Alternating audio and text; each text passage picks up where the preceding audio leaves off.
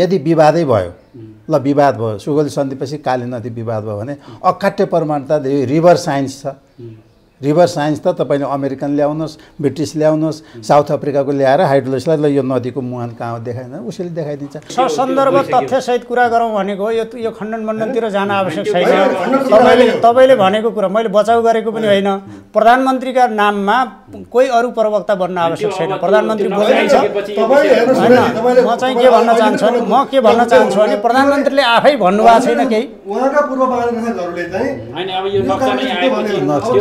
महानिर्देशकहरू कोले के भन्नुभयो म त्यता जान्न तर कुरा के भने प्रधानमन्त्रीको तहबाट भनिएका कुराहरूमा यसरी मिसअन्डरस्ट्यान्डिङ गर्न आवश्यक छैन राजनीतिक परिस्थिति यसरी अगाडि बढेर गयो कि त्यो नक्सा ननिकाल्ने हो भने अब त्यो यो सत्तामा नै अब कुनै न कुनै किसिमको एक किसिमको चाहिँ अब के भन्ने चक्रव्यूह बन्न लागेको र त्यसले कुनै पनि किसिमको परिणाम र त्यो एक किसिमले भन्ने भने दुष्परिणाम पनि दिन सक्ने सम्भावना बढ्दै गएको थियो यो सन्दर्भमा चाहिँ नक्सा सार्वजनिक भएको हो अब कहिले संशोधन भए कहिले हटाइए कहिले बोल्न छोडिए कहिले मुखमा टेप टाँसेर बसियो ती इतिहासका विषय हो कमजोरी जसले गरे पनि ती कमजोरीको सम्यक समीक्षा र विश्लेषण भविष्यमा होला तर यो चाहिँ हामीले आफ्नो भूभाग 1 इन्च पनि नछोड्ने अरूको भूभाग 1 इन्च पनि नलिने बाटो 2005 मा 80 करोड छुट्याएर त्यो बाटो लिपुलेकै जोड्ने मान्छेहरू जाने भनेर प्रोग्राम भएपछि अहिले ओली सरकारलाई मात्रै कसैले दोष दिँदैन किन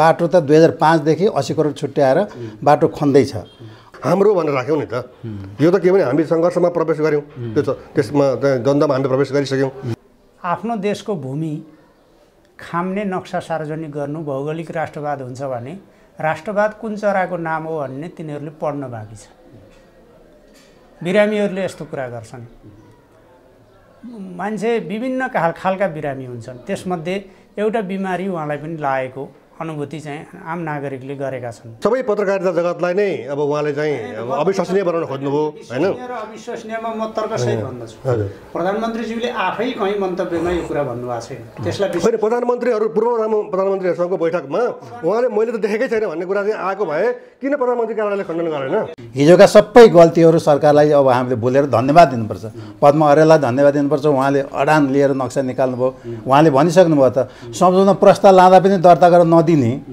अहिले त सरकारै अगाडि आएर नक्सा निकाल्यो मेरो हिसाबले त्यो अहिले हामीले 50% हाम्रो प्रमाण पुरा भइसक्यो आधिकारिक नक्सा हामीसित भयो मैले अध्ययन गरेको 22-24 वर्ष भइसक्यो यो नक्सा मेरो हिसाबले 50% जित नेपालीको भइसकेको छ अब कुनै पनि माइकल लालले अबको सरकारले यो बुझेर तपाईले 50 भन्नुभयो म त 100 भन्छु नापी विभागका पूर्व महानिर्देशकहरूले हामीले चाहिँ 32 सालमै लिम्बिया धुरा राखेर नक्सा निकाल्न खोजेको तर दरबार लिएर सेनाले रोक्यो भनेपछि केपी ओलीको दोष हो हामी अन्तर्राष्ट्रिय अदालत किन नजाने भन्छ नि उहाँले सजिलोसँग भन्दैन वडा कार्यालय गएछ ठान्छन् क्या साथीहरू अन्तर्राष्ट्रिय अदालत जाने भन्ने कुरालाई कि अब दुईटा देश नमिलिकन वार्ता नगरिकन त्यो हुँदैन त्यसमा पनि अर्को देशले पनि ल जाउँ त भन्नुपर्छ त्यो प्रक्रिया नै नबुझिकन सिधै अन्तर्राष्ट्रिय अदालतको कुरा जुन नजानेर आइरहेछ नि यो चाहिँ उहाँले बडो राम्रोसँग भनिदिनु भयो म खुसी लाग्यो कि नमस्ते सुनौल नेपाल अनलाइन टेलिभिजन हेरेर बस्नुभएका सम्पूर्ण आदरणीय दर्शकहरूमा म मोहराज शर्मा आज मात्रै नेपालले लिम्पियाधुरा लिपुलेक र कालापानी समेटेको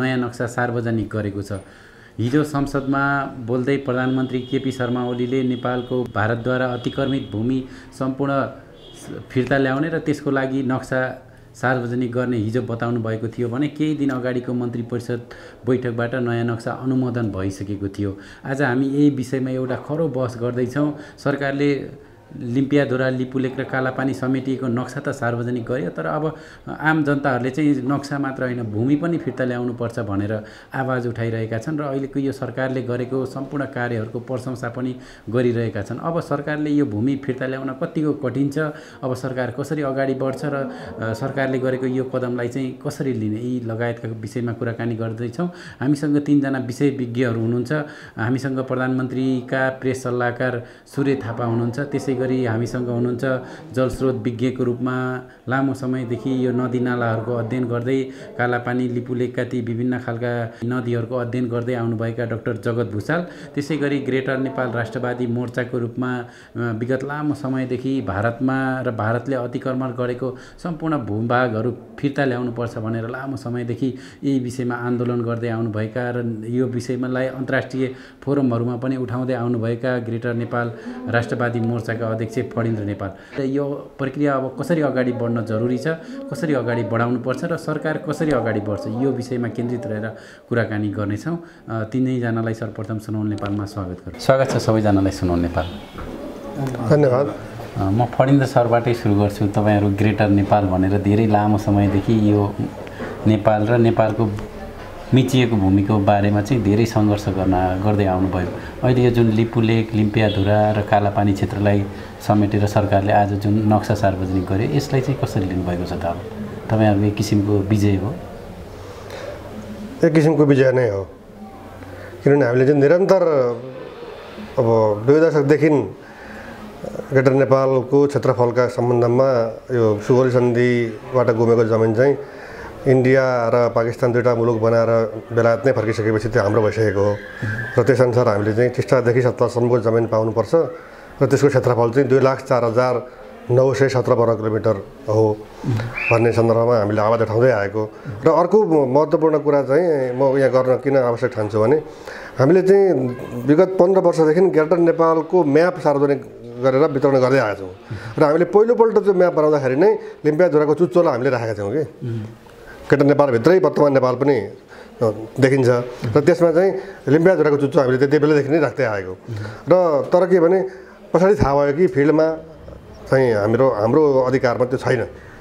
खास गरी 1962 को चाहिँ अब सिनो इन्डिया वारपछि त्यो चाहिँ अब भारतीय अर्धसैनिक बलको कब्जामा छ र खास गरी अब धेरै लामो कुरा नगरौँ, गएको कार्तिक 16 गते नोभेम्बरको चाहिँ अब 3 कि 2 तारिक पर्छ, इन्डियाले उसको पोलिटिकल म्यापमा हाम्रो चाहिँ त्यो भाग हालेपछि र पाकिस्तानको एडमिनिस्टर काश्मीर पनि हालेर चाहिँ पाकिस्तानले चाहिँ त्यो एकदम तत्काल कन्डेम गरेको सन्दर्भमा चाहिँ नेपालमा पनि एकदम विद्रोह विरोधका आवाजहरू चर्को रूपमा उठे होइन।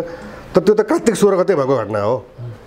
अनि यहाँ गुनासो चाहिँ प्रधानमन्त्रीसँग मेरो चाहिँ के हो भने कार्तिक 16 मा हाम्रो जमिनलाई उसले राखिसकेर नक्सा सार्वजनिक गरिसकेपछि हामीले कार्तिक 20-25 सम्ममा काउन्टरको रूपमा चाहिँ तत्काल हाम्रो त्यो भूभाग समेटेर नक्सा जारी गरिसक्नु पर्थ्यो।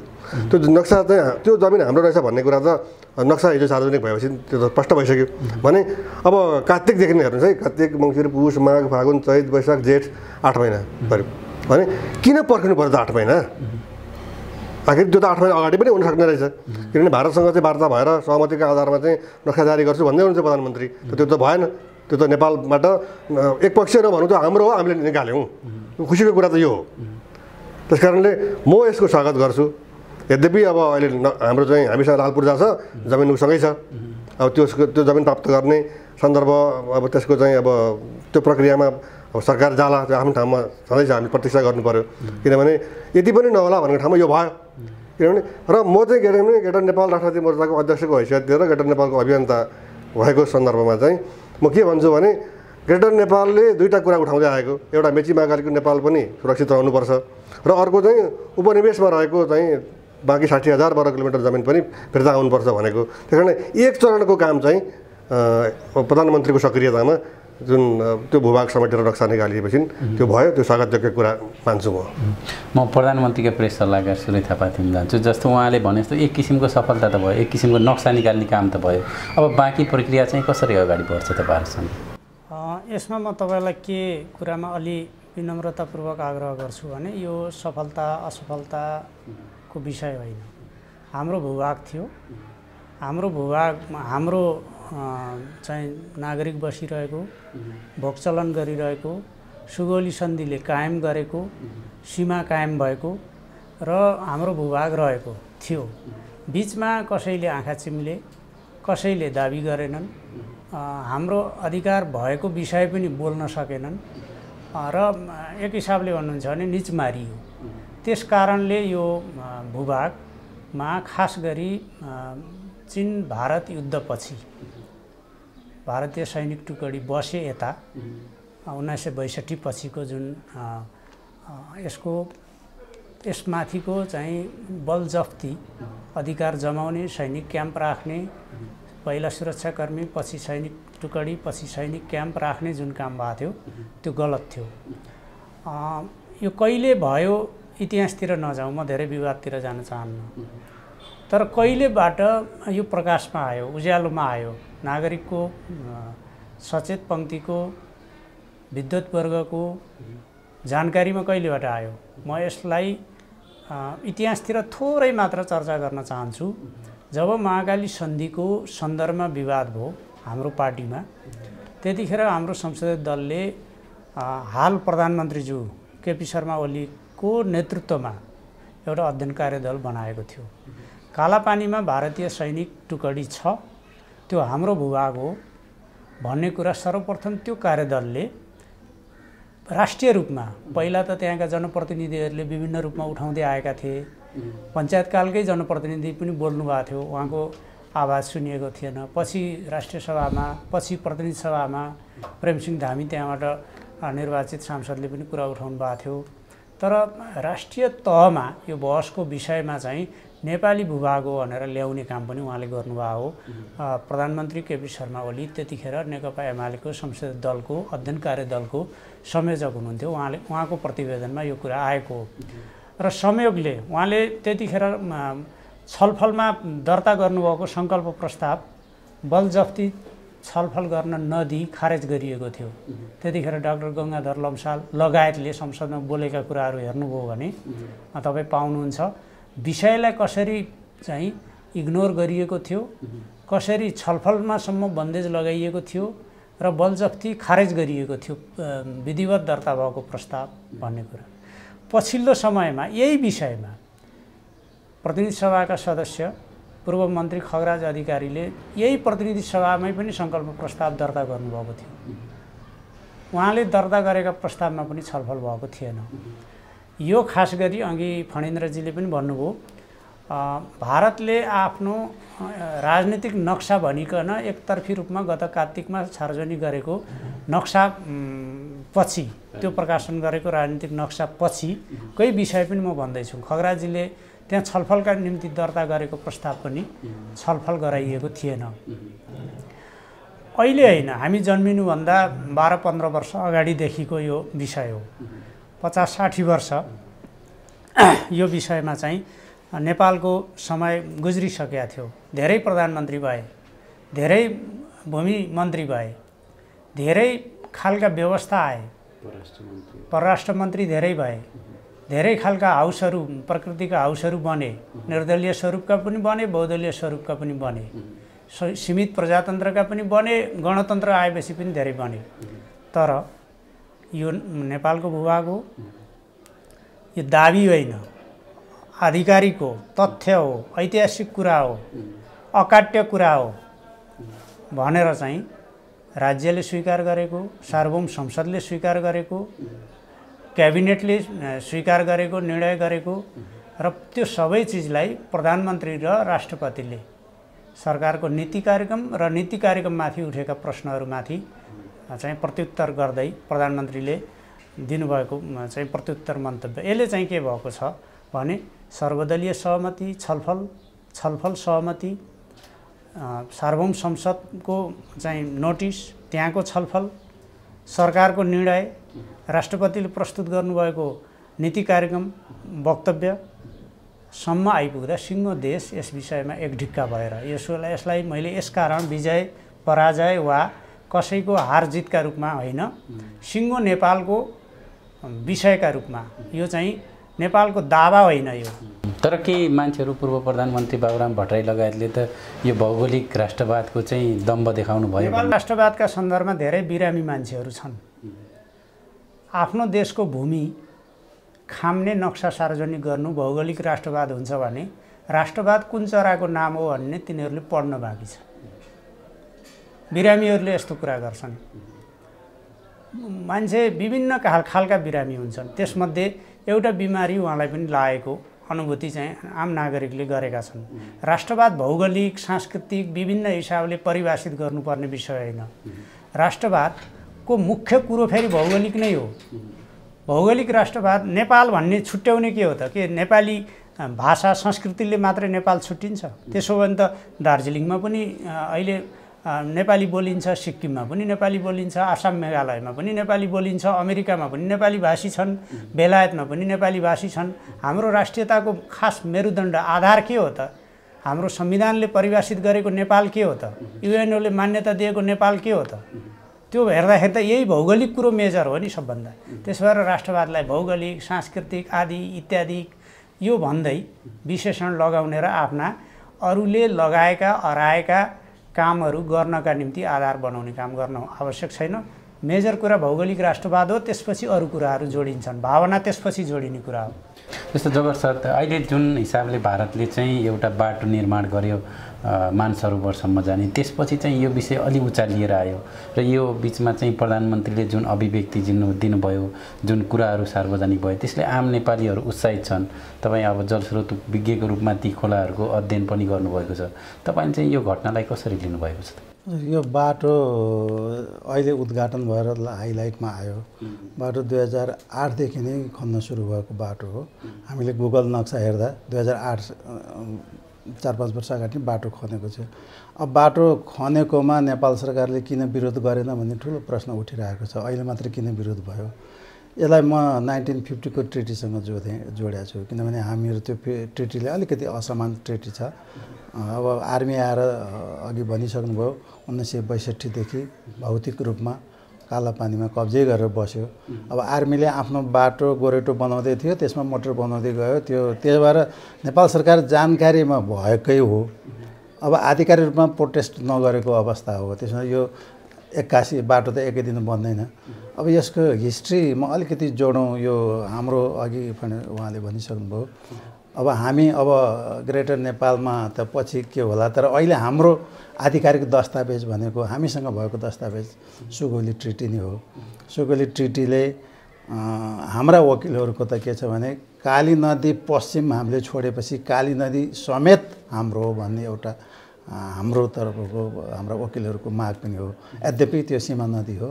अब यो हाम्रो अहिले जुन नक्सा निस्क्यो, यो नक्सा हाम्रो सरकारलाई हामीले धेरै धेरै धन्यवाद दिनुपर्छ। यो ठुलो उपलब्धि हो। म यो 22-24 वर्ष यो कालापानी एरियामा अध्ययन गरेँ, वाटरसेडको एरियामा। वाटरसेडको हिसाबले नदी सीमा भएपछि नदीको मूल स्रोतसम्म त सीमा जान्छ। त्यो कसरी हुन्छ त? नदीका चारवटा सिद्धान्त हुन्छन्।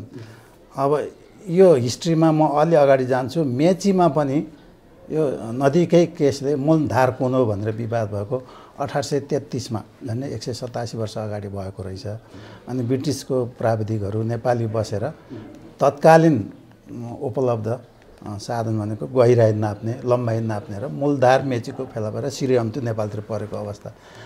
यसो मैले यो प्रसङ्ग ल्याएको के हो भने ब्रिटिस सरकारलाई, अब ब्रिटिस सरकारको लिगेसी बोकेको भारत सरकारलाई के थाहा हुनु पर्यो भनेदेखि नदीको सिद्धान्तले नदीको मूल नदी, मूलधार, स्रोतसम्म पत्ता लगाउने भनेको थाहा छ उनीहरूलाई। तर त्यो थाहा हुँदै पनि अब यसलाई मैले यो सम्बन्धी हेर्दाखेरि अध्ययन गर्दै जाँदाखेरि यसलाई दुई तहमा बाँड्न सकिन्छ। एउटा तह भनेको ब्रिटिसकै पालामा सन्धि सुगौली ट्रिटी भइसकेको 1816 मा भइसकेपछि पहिलो ब्रिटिसहरूको आक्रमण कता भयो भने कुटी, गुन्जी, नाभी, जो गुन्जी दोभान छ। अब नक्सा तपाईँले हेर्नु भने त्यो लिपु खोला र अनि खास काली मिसिन ठाउँ गुन्जी दोभान, त्योभन्दा 3टा गाउँको पहिलो दावा बोलेर त्यहाँका जनतालाई कुमाउ गढवाडतिर पारेर त्यो दावा भयो। अब त्योमा कार्टोग्राफी भन्छ, नापी नक्सामा पनि त्यसपछि उनीहरू प्ले गर्न लागे। नक्सामा किन प्ले गरे भन्दाखेरि एउटा आधार छ, सुगौली ट्रिटी पछि अर्को ट्रिटी भएको छैन भन्ने नदीको सिमाना जसरी उनीहरू चेन्ज गरे नि, त्यसबाट त्यही नै एउटा प्रमाण हुन्छ। किनभने सुगौली ट्रिटीमा काली भनेको छ, सुगौली सन्धिमा काली नदी त अब अर्को ट्रिटी नभएसम्म त रिप्लेस हुँदैन। नभइसकेपछि एउटा उपाय त के त, जङ्गे पिलर पो रातारात उक्काएर यतातिर राख्न पाइयो। नदी त जुरुक्क बागमतीलाई हामीले मनरा लान त सक्दैनौँ नि त। अब नभइसकेपछि अब एउटा ब्रिटिसहरू हामीभन्दा धेरै बाठा है, अब जङ्गबहादुरले त म प्रशंसा गर्छु, उहाँले चारवटा जिल्ला ल्याउनु भयो, कुनै पनि हदमा सीमामा उहाँले त्यो ट्रिटी गर्नु भएन भन्ने मेरो अध्ययनले देखाउँछ। नभइसकेपछि ब्रिटिसहरू बाठापछि के गर्यो भने अब के गरौँ, नदीको नामै चेन्ज गर्छौँ। र वास्तविक काली सुगौली ट्रिटी भएको 50 वर्षसम्म 1860 को दशकसम्म जुन नदी तत्कालीन नक्साले काली नदी भनेर लेखाएको छ, त्यहाँ त्यसपछि 1869 मा गएर त्यसलाई कुटियाङ्ती राखिदिए।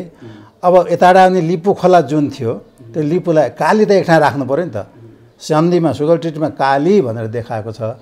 अब हामी त काली नदी खोइ भन्ने भयो नि हाम्रो सन्तानले। त्यसपछि हो, म त्यो बताउँछु। त्यसपछि उहाँहरूले मुख्य नदीको प्रिन्सिपलै छोडिदिनु भयो। त्यसपछि उहाँले मुख्य नदीले पनि यदि लिपु ठुलो भइदिएको भए त उनीहरू यो नामै चेन्ज गर्दैन्थे है, जे भए पनि हुन्थ्यो। तर लिपु त सानो छ, त्यो त लिपु त जलाधारको हिसाबले पनि 3 गुणा सानो छ, पानीको हिसाबले पनि 3 गुणा सानो छ, लम्बाइको हिसाबले पनि 2.5 झन्डै 2.5 गुणा सानो छ।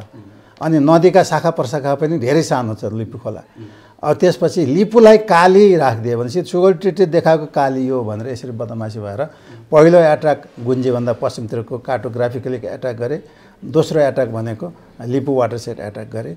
र एउटा भौतिक त्यसबेला नापीमा अतिक्रमण हुँदै हुँदै आयो, नापीमा अतिक्रमण हुँदै आयो।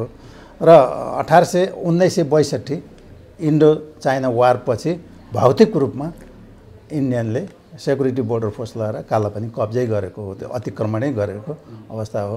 तपाईँले अघि प्रश्न सोध्नुभयो कसरी छुट्याउने त।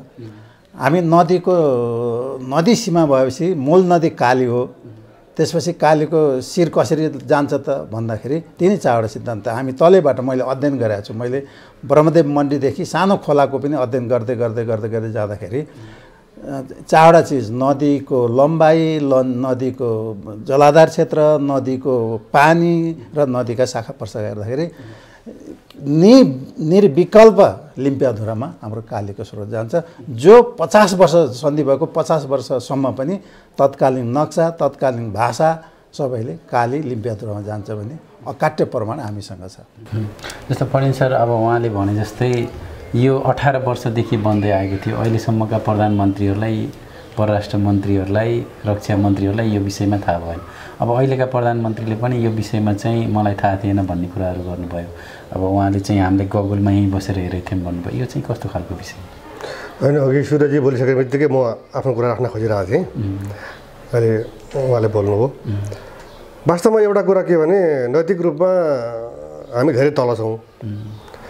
देशको प्रधानमन्त्री जसले चाहिँ सारा संयन्त्रलाई आफ्नो नियन्त्रणमा राख्नुभएको छ र उहाँका संयन्त्रहरू नेपाली सेना, सशस्त्र प्रहरी बल अनि राष्ट्रिय अनुसन्धान विभागका चाहिँ अब अनुसन्धाताहरू र अरू चाहिँ सेनाका चाहिँ अब त्यो जासुसी संयन्त्रहरू सारा चाहिँ त्यहाँ छन् नि त। अब तिनले चाहिँ प्रधानमन्त्रीलाई कुनै सूचनै गरेनन् भन्ने कुरा विश्वसनीय छैन, एउटा कुरा। अर्को कुरा चाहिँ धेरै यो राष्ट्रिय दैनिकहरूले चाहिँ पहिलो पेजमा नै भारतले त्यहाँ सडक बनाइराखेको छ भनेर, अनि त्यो ठुल्ठुला चट्टान भएका ठाउँहरूमा चाहिँ ब्लास्ट गर्दाखेरि चाहिँ ठुल्ठुला ढुङ्गाहरू खसेर सँगसँगै माटो र चाहिँ त्यो ढुङ्गाको साना साना टुक्राहरू खसेर चाहिँ काली नदी थुनिएर चाहिँ त्यसले अर्कोतिर प्रभाव गर्ने हो कि भन्ने किसिमको कुरा पनि आयो। त्यो कुरा चाहिँ अब प्रधानमन्त्रीको तहमा जानकारीमा भएन भन्ने कुरा नै विश्वसनीय छैन, होइन। अब अहिले हामीले चाहिँ कस्तो भयो भने अब हामीले चाहिँ नक्सामै हाम्रो जमिन राखौँ न त भन्दाखेरि पनि 8 महिना कुर्नु पऱ्यो र त्यो प्राप्त हुँदाखेरि हामी खुसी भएको हो। यो त उधारो खुसी हो एक किसिमले भन्नुहुन्छ भने। यद्यपि यो क्रान्तिकारी कुरा हो, किनभने इन्डियाले आफ्नो सोभरेन टेरिटोरी भनेर चाहिँ उसले राखिसकेको कुरा 8 महिनापछि भए पनि हामीले पनि हाम्रो भनेर राख्यौँ नि त। यो त के भने हामी सङ्घर्षमा प्रवेश गऱ्यौँ, त्यो त्यसमा द्वन्द्वमा हामी प्रवेश गरिसक्यौँ। तर के भने अघि सूर्यजीले भन्नुभएको जस्तै त्यो त हाम्रो हो। यसमा हामीले चाहिँ उही चाहिँ 1860 मा जङ्गबहादुरलाई चाहिँ जमिन फिर्ता गर्यो बेलायतले, तर त्यो त्यहाँ सन्धिमा के भनेको छ भने तपाईँहरूकै थियो, हामीले सहयोग गर्नुभयो, फर्काइदिउँ भनेको छ। एक टुक्रा पनि ब्रिटिस इन्डियाको जमिन त्यो सुगौली सन्धिभन्दा अगाडिको नेपालको जमिनदेखि अतिरिक्त जमिन हामीले पाएकै होइन, हाम्रै जमिन हामीले फिर्ता पाएको होइन। अहिले पनि के भने हाम्रै थियो, हामीले बल्ल हाल्यौँ, होइन, यति नै कुरा हो। तर कुरा के भने म तपाईँलाई आउँदैछु, अब त्यो लामो बाटोमा चाहिँ कसैले 19 किलोमिटर भन्छन्, कसैले चाहिँ 22 भन्छन्, कसैले 5 किलोमिटर बनाउनै बाँकी छ भन्छन्। तर के भने त्यो खण्ड भनेको त उताबाट धारचुलाबाट चाहिँ आउँदाखेरि निकै पछि मात्रै आइपुगेको त नेपाली खण्डमा त भनेपछि अहिलेको प्रधानमन्त्री जो हुनुहुन्छ नि उहाँ 2 पटक प्रधानमन्त्री भइसक्नुभयो उहाँ प्रधानमन्त्री हुँदै बनिरहेको बाटो हो यो हेर्नुहोस् हामी न त 13 वर्षसम्म के हेर्नु नभनौँ 13 वर्ष अगाडि त धारचुलापट्टि बन्दैथ्यो नेपालमा प्रवेश गरिसकेपछि त के भने त्यो त 19 किलोमिटर बन्न त धेरै लामो समय त लाग्दैन त त्यो जानकारी हुँदाहुँदै अनि अब मलाई थाहै थिएन म त पहिलोपल्ट थाहा पाएँ अझ तपाईँलाई म सम्झाउन चाहन्छु उहाँले चाहिँ नाटकीय रूपमा नक्सा निकाल्नु हो स्वागतकै कुरा नक्सा निक्लियो तर उहाँ पूर्व प्रधानमन्त्रीसँगको बैठकमा के भन्दै हुनुहुन्थ्यो भने चुचो परेको त मलाई थाहा छैन नक्सा मैले देखेकै छैन अनि विभागीय मन्त्री जो चाहिँ भूमि व्यवस्थापनको मन्त्री हो उहाँले भन्दै हुनुहुन्थ्यो कि नेपालको इतिहासमै यो चाहिँ भूभाग छैन कहाँबाट नक्सामा त्यो हालिन्छ तर त्यो आयो नक्सामा त निस्कियो किनभने अब यो यस्तो राजनीतिक परिस्थिति यसरी अगाडि बढेर गयो कि त्यो नक्सा ननिकाल्ने हो भने अब त्यो यो सत्तामा नै अब कुनै न कुनै किसिमको एक किसिमको चाहिँ अब के भन्ने चक्रव्यूह बन्न लागेको र त्यसले कुनै पनि किसिमको परिणाम र त्यो एक किसिमले भन्ने भने दुष्परिणाम पनि दिन सक्ने सम्भावना बढ्दै गएको थियो यो सन्दर्भमा चाहिँ नक्सा सार्वजनिक भएको हो जस्तो हजुरसँगै आउँछ उहाँले भने जस्तै अब प्रधानमन्त्रीको लेभलमा धेरै कुराहरू यसरी विवादमा आउँछन् धेरै कुराहरू प्रधानमन्त्रीलाई थाहा हुन्न भनिन्छ किन चाहिँ यस्तो भइरहेछ होइन अब यसमा मान्छेहरू प्रश्न पनि आफै सिर्जना गर्छन् संशय पनि आफै सिर्जना गर्छन् प्रधानमन्त्रीको कुराहरूको बाहिर भनिने कुरा प्रधानमन्त्री आफै बोलेको हुनु पर्यो प्रधानमन्त्रीका संयन्त्रहरू छन् मन्त्री परिषदका संयन्त्रहरू छन् प्रधानमन्त्रीले आफै बोल्नुभएको छैन प्रधानमन्त्रीका कुनै संयन्त्रले यो जानकारी थियो थिएन भनेर बोलेका छैनन् कुनै चाहिँ म्यानिपुलेटेड मिडियाहरूले स्रोतका अनुसार प्रधानमन्त्रीले यसो भन्नुभयो भनेर लेखिएका आधारमा हामीले दृष्टिकोण बनाउन हुन्न म चाहिँ त्यो भन्न चाहन्छु अब यो चाहिँ म अलिकति मैले सरी म हजुर मैले रोकेँ यो सबै पत्रकारिता जगतलाई नै अब उहाँले चाहिँ अविश्वसनीय बनाउन खोज्नुभयो होइन अविश्वसनीयमा म तर्कसहित भन्दछु प्रधानमन्त्रीज्यूले आफै कहीँ मन्तव्यमा यो कुरा भन्नुभएको छैन त्यसलाई होइन प्रधानमन्त्रीहरू पूर्व प्रधानमन्त्रीहरूसँगको बैठकमा उहाँले मैले त देखेकै छैन भन्ने कुरा चाहिँ आएको भए किन प्रधानमन्त्री कार्यालयले खण्डन गरेन यस सन्दर्भमा तपाईँलाई म प्रश्न गर्छु उहाँले पहिला पनि एउटा अन्तर्वार्तामा भन्नुभएको थियो जुन नक्सा हो मैले पढ्ने बेलादेखिका पाठ्यक्रमहरूमा त्यो यो खालको नक्सा चाहिँ देखिएको थिएन तर हाम्रो दाबी त हामी उत्ताउलो भएर भनेको होइन कि हाम्रो दाबी त सुगौली सन्धिको प्रमाणले त त्यो देखाउँछ त्यसो भएर हिजोका हाम्रा शासकहरूले गरेका गल्तीहरूका सन्दर्भमा चर्चा गर्दा उहाँले स्वाभाविक रूपमा यो कुरा भन्नुभएको छ सार्वजनिक रूपमा पनि भन्नुभएको छ तपाईँले फायर साइडमै लिएको इन्टरभ्यू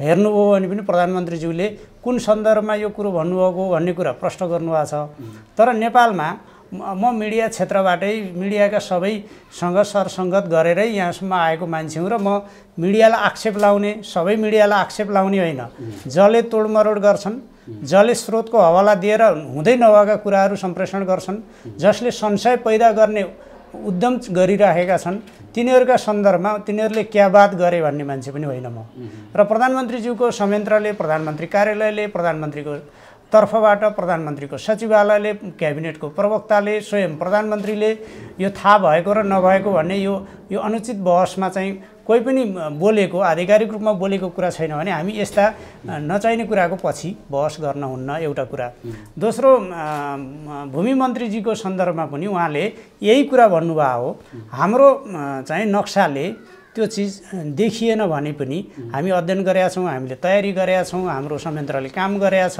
त्यो बारे त हामी काम गरिराखेका छौँ नि त भनेर भन्नुभएको थियो त्यसलाई चाहिँ डिस्टोर्सन गरेर बाहिर आएका चिजहरू बोलिएको एउटा हुन्छ एउटा शब्द झिकेर शल्यक्रिया गरेर अनि चाहिँ अर्को ढङ्गको संशय पैदा गर्ने खालको कुराको पछि हामी जानुहुन्न बोलिएका कुराहरूमा पद्म अर्यालजीले बोलेको कुराको त उहाँको अडियो रेकर्ड नै छ नि उहाँले पछि सार्वजनिक पनि गर्नुभएको छ ती अडियो रेकर्डहरूकै आधारमा दृष्टिकोण बनाउँ न त्यसो भएर बोलिएका आधिकारिक कुरामा निर्भर गरौँ आधिकारिक सूचनामा आधारित हौँ र आधिकारिक रूपमा भनिएका निर्णयहरू संस्थागत चिजहरू जसलाई चाहिँ गजेटेड चिज पनि भनिन्छ अर्को सन्दर्भमा ती गजेटेड प्रक्रियाबाट पनि हुन्छन् अब पछिल्लो समय आएर के पनि देखिन लागेको छ नि आधिकारिक रूपमा बोलेकोलाई पनि यो एडिट गरेर बनाएर ल्यायो कि भन्ने कुरा त्यस्तो गर्ने मान्छेहरू पनि छन् तर म के भन्न चाहन्छु भने अलिकति यो नक्साका सन्दर्भमा ढिलो भयो भनेर भन्ने साथीहरू पनि हुनुहुन्छ म चाहिँ सुरुमै के धन्यवाद दिन चाहन्छु भने सीमा सुरक्षा अभियानका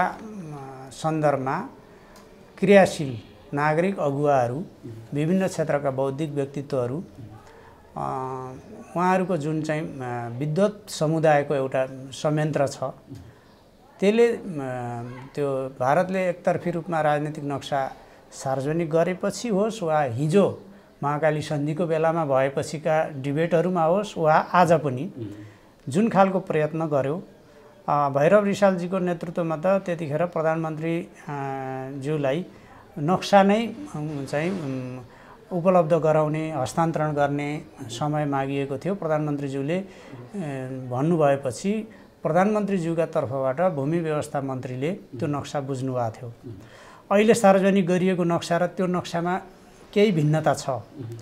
त्योभन्दा अझ बढी तथ्यपरक अहिले र चाहिँ सही नक्सा अहिले प्रकाशित भएको छ भन्ने म दाबी गर्छु। तर के हो भने यी सबै चिजलाई सरकारलाई सहयोग गर्ने सन्दर्भमा नागरिक क्षेत्रका अगुवाहरू, सीमा सुरक्षा अभियानमा संलग्न व्यक्तित्वहरू, फणीन्द्रजीहरू जस्तो यो क्षेत्रमा नेपाल मात्रै होइन ग्रेटर नेपालकै चाहिँ अभियान गरिरहनुभएका, सञ्चालन गरिरहनुभएका व्यक्तित्वहरू म भन्दैछु, यो सबै चाहिँ लाई धन्यवाद दिनुपर्छ। र यो सरकारले कहिले पनि यो सरकारले मात्रै गरेको, प्रधानमन्त्रीज्यूले मात्रै गरेको, क्याबिनेटले मात्रै गरेको यो होइन। हाम्रो त पार्टीमा पनि छलफल भएको छ, सचिवालयमा पनि यसबारेमा प्रधानमन्त्रीज्यूले सुझाव लिनुभएको छ। नीति कार्यक्रम आउनुभन्दा अगाडि सचिवालयका नेताहरूले पनि राय सुझाव दिनुभएको छ। विभिन्न तहबाट सांसदहरूसँग सुझाव लिइएको छ र यो चाहिँ नक्सा छिटो आओस् भन्ने थियो। केही मानिसहरू त्यो चाहिँ गलत हो, त्यो होइन। यो सत्ता म तपाईँलाई भन्न चाहन्छु, प्रधानमन्त्रीज्यूले आफै पनि भन्नुभएको छ, सीमा सुरक्षासँग, नेपालको सार्वभौम सत्तासँग, यसको अखण्डतासँग, यसको भौगोलिक सीमासँग कम्प्रोमाइज गरेर एक दिन सत्ता लम्बाउनु पर्ने जरुरत, त्यो चाहिँ दाउपेच, त्यो खालको चाहिँ कुरामा प्रधानमन्त्रीको कुनै रुचि छैन। उहाँले सार्वजनिक रूपमा आफै पनि स्पष्ट गरिसक्नु भएको छ। यो सत्ता लम्ब्याउनका निम्ति, कागजको खोस्टो बनाउनका निम्ति नक्सा सार्वजनिक गर्नुपर्ने जरुरी थिएन। प्रधानमन्त्रीज्यूले संसदमै भन्नुभएको छ, म कुनै उत्ताउलो कुरा गर्न आवश्यक ठान्दिनँ र उत्ताउलो कुरो गर्दा पनि गर्दिनँ। यो हाम्रो भूमि हो, हाम्रो अधिकार रहिआएको भूमि हो, खालि अरूले चाहिँ अतिक्रमण गरेको हो र हाम्रो अधिकार चाहिँ हाम्रो हो भन्नका निम्ति किन डराउनु पर्यो, किन उत्ताउलो हुनु पर्यो, किन खुट्टा कमाउनु पर्यो, हामीले सही कुरा गरेको हो भनेर भन्नुभएको छ। त्यसो भएको हुनाले यो सत्ता प्राप्ति वा सत्ता गुम्ने कुरासँग अथवा कसैले भने जस्तो यो सत्ता लम्ब्याउनेसँग वा भविष्यमा फेरि चाहिँ सत्ता हासिल गर्ने कुरासँग यसलाई जोड्नु भनेको मान्छेका कुण्ड कुण्ड बुद्धि, कुण्ड कुण्ड पानी, मुण्ड मुण्ड बुद्धि भनिन्छ नि। हाम्रो समाज लोकतान्त्रिक समाज हो, खुला समाज हो, सबैले आफ्ना आफ्ना धारणा राख्न पाइन्छ। म प्रधानमन्त्रीको सल्लाहकारका हिसाबले यस्ता कुराहरूको कुनै अर्थ छैन। कुनै पनि चिज परिपक्व ढङ्गले कार्य सम्पादन गरिनु उपयुक्त हुन्छ। त्यसले एउटा चाहिँ राम्रो आधार, तथ्य, बेस भनौँ न हासिल गर्छ। अहिले नक्सा सार्वजनिक गर्ने बिन्दुसम्म आइपुग्दा तपाईँले हेर्नुभयो भने यो बिचमा कूटनीतिक नोट पनि पठाइएको छ। प्रधानमन्त्रीज्यूसँग नयाँ वर्षको सन्दर्भ र अरू सन्दर्भहरू यो कोरोना पछि पनि चाहिँ विभिन्न सन्दर्भमा पर्सनल लेभलमा चाहिँ टेलिफोन वार्ताहरू पनि भएका छन् समकक्षीहरूसँग। मोदीजीसँग पनि कुरा भएको छ। त्यस सन्दर्भमा पनि नयाँ वर्षको चाहिँ प्रधानमन्त्रीज्यूको टेलिफोन संवाद त्यो चाहिँ मोदीजीले गर्नुभएको थियो। त्यो संवादको हामीले सार्वजनिक गरेको विषय पनि भन्न चाहन्छु। नेपाल भारत बिचमा विद्यमान समस्याहरूलाई सन् 2020मा सम्पूर्ण रूपमा समाधान गर्ने गरी अगाडि बढ्न उहाँहरू चाहिँ दुई प्रधानमन्त्रीहरू बिच छलफल भएको छ र छलफल सौहार्द भएको छ भनेर सार्वजनिक स्टेटमेन्ट हो। प्रधानमन्त्रीज्यूको ट्विटबाट सार्वजनिक भएको छ। त्यतिखेर पनि यी विषयहरू, सीमाका समस्या, कालापानीको समस्या, लिपुलेख लिम्पियाधुराको समस्या, सुस्ताको समस्या, यसको समाधान गर्ने संयन्त्रका कुरा, नेपालमा चाहिँ त्यो राजनीतिक नक्सापछि उत्पन्न प्रतिक्रियाको र त्यसको समाधानका निम्ति दुई प्रधानमन्त्री बीच विभिन्न तहमा कुरा भएको छ। त्यो तहका छलफलहरूलाई धेरै खुलस्त भन्दा पनि साङ्केतिक रूपमा सार्वजनिक गरिन्छ कूटनीतिक हिसाबले, त्यसरी नै सार्वजनिक भएको थियो। त्यस यता पनि विभिन्न भएको छ। अब त्यो राजनीतिक नक्सा सार्वजनिक हुने बित्तिकै परराष्ट्र मन्त्रालयले त्यसलाई एकतर्फी रूपमा जारी गरिएको हामीलाई मान्य छैन भनेर भनेको। त्यो मान्य छैन भन्ने भन्दा कुनै चाहिँ अर्को पावरफुल वर्ड सायद चाहिँ कूटनीतिमा हुन्न। हाम्रो परराष्ट्र मन्त्रालयले त्यो भनेको। अहिले पनि त्यो बाटो निर्माण भइसकेपछि परराष्ट्र मन्त्रालयले त्यो हामीलाई मान्य छैन भन्ने कुराकै निरन्तरताका निम्ति चाहिँ कुरा गरेको। तपाईँले परराष्ट्रका ती महत्त्वपूर्ण दुईवटा वक्तव्य हेर्नुहोस्। नेपालमा त कस्तो भयो भने अन्तर्राष्ट्रिय प्रचलन नहेर्ने, अन्तर्राष्ट्रिय इन्टरनेसनल स्ट्यान्डर्डमा नउभिने, अरूले के प्रचलन गरेका छन् अनि हस्ताक्षर भयो कि भएन, हस्ताक्षर छ कि छैन, चस्मा लाएर हेर्न पर्यो अथवा टेलिस्कोप माइक्रोस्कोप के कोप लाएर हेर्ने हो। चाहिँ यो क्षेत्रमा रुचि राख्नेहरूले हेर्न पर्यो। यो फेरि बाहिरबाट भन्दा नि पार्टीभित्रैबाट यो त्यही त म भन्दैछु। ती भेस्टेड इन्ट्रेस्टका आधारमा उपबुजुर्ग बनेर मानिसहरूले यो खालका कुरा गरेका छन्। अहिले त ती मानिसहरू नाजवाब भएका छन् जसले हस्ताक्षर छ कि छैन भन्ने ढङ्गले विषय चाहिँ आफ्नो सीमाले खामेको, सुगौली सन्धिपछि खामेको चाहिँ नक्सा सार्वजनिक गर्ने बहस छ। अनि बाटो बनिसकेपछि त्यसमा अतिक्रमण भएको बहस छ। अतिक्रमण भएको कुरामा सरकारले बोलेको कुरालाई चाहिँ संशय गर्नु, भ्रम पैदा गर्नु, प्रश्न उठाउनु भनेको चाहिँ अतिक्रमण गर्नेलाई सहयोग गर्ने कुरा हो कि विषयलाई त्यसरी बुझ्नुपर्छ भन्ने लाग्छ। दुनियाँमा सरकारले गल्ती गर्दा त खबरदारी गर्नुपर्छ। गल्ती गरेको बेला चाहिँ एकदम सहनुपर्छ म भन्दिनँ। सुझाव दिनुपर्छ, खबरदारी गर्नुपर्छ, विरोध गर्नुपर्छ, भण्डाफोर गर्नुपर्छ, त्यो छुट्टै कुरा। सरकारले आधारभूत रूपमा सही दृष्टिकोण, सही धारणा र अडान राखेर अगाडि बढेका बेलामा सरकारले चालेका स्टेपहरूमा संशय पैदा गर्नु भनेको प्रकारान्तरले घुमाएर चाहिँ अतिक्रमण गर्नेहरूको सेवा गर्नु हो। त्यो चाहिँ हाम्रो पार्टीभित्रबाट राष्ट्रवादको चाहिँ हाई साउन्डिङ चाहिँ त्यो भोल्युममा कसैले गरेको छ भने पनि त्यो गलत हो। जानेर गरे पनि, नजानेर गरे पनि, बुझेर गरे पनि, बुझ पचाएर गरे पनि त्यो गलत हो। म चाहिँ के भन्छु भने सूर्यजीले अहिले चाहिँ प्रधानमन्त्रीको सल्लाहकारको हैसियतले शालीनतापूर्वक तथ्य भञ्जन गर्नुभयो। हेर्नुहोस् तपाईँ पत्रकार होइन। अब हामीले चाहिँ अब के पत्रिकामा छापिएका कुनै पनि कुरालाई विश्वास नगर्ने।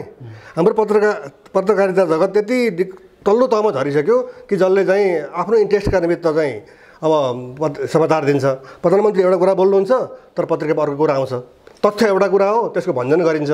त्यो हामीले विश्वास गरौँ त। अब प्रधानमन्त्रीज्यूले होइन, प्रधानमन्त्रीज्यूले स्वयं नै कि मैले चाहिँ पढ्दाखेरि यो कुरा देखेको थिइनँ र अझ सुन्नु न, प्रधानमन्त्रीले के भन्दै हुनुहुन्छ भने आफ्ना समकालीन साथीहरू जो पूर्व प्रधानमन्त्रीहरू हुनुहुन्छ म भारतसँग कुराकानी गरेर मात्रै नक्सा सार्वजनिक गर्छु भनेर त अघिल्लो दिन भन्दै हुनुहुन्थ्यो। तर भोलिपल्ट कसरी नक्सा आयो?